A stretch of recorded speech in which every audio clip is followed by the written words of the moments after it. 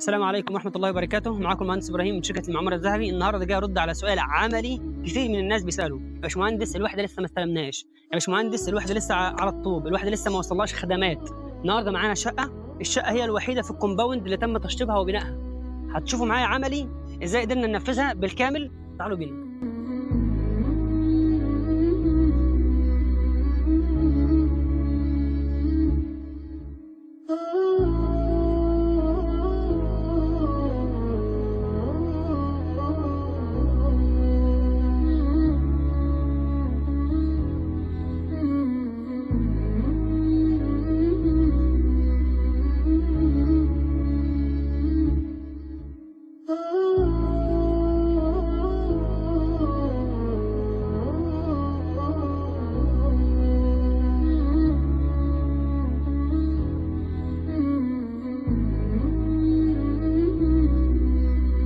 وزي ما انتم شايفين مفيش أي شقة مبنية في البرج بالكامل، كله لسه على الخرسانة.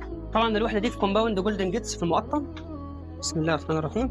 طبعا الباب متغطي بمشمع عشان خاطر نحافظ على باب المصفح. هنا اول ما دخلنا من الشقه معانا هنا مرايه حطيناها في المدخل، تمام، كان طلب من العميل. هنا في الطرقه بتاعتنا، هنا في الاساس كان اصلا باب الغرفه ده في الاول. هنا احنا رحلناه للاخر عشان خاطر نعمل طرقه بسيطه. عملنا في السقف زي ما انتم شايفين، في السقف عملنا ليد بروفايل. هنا عملنا بانوهات، بانوه صغير وبانوه كبير. وهنا الاضاءه بتاعت الابليك بايد والليد بايد من نفس البريزه. وبرضه هنا المرايه بايد وتطفي من المفتاح.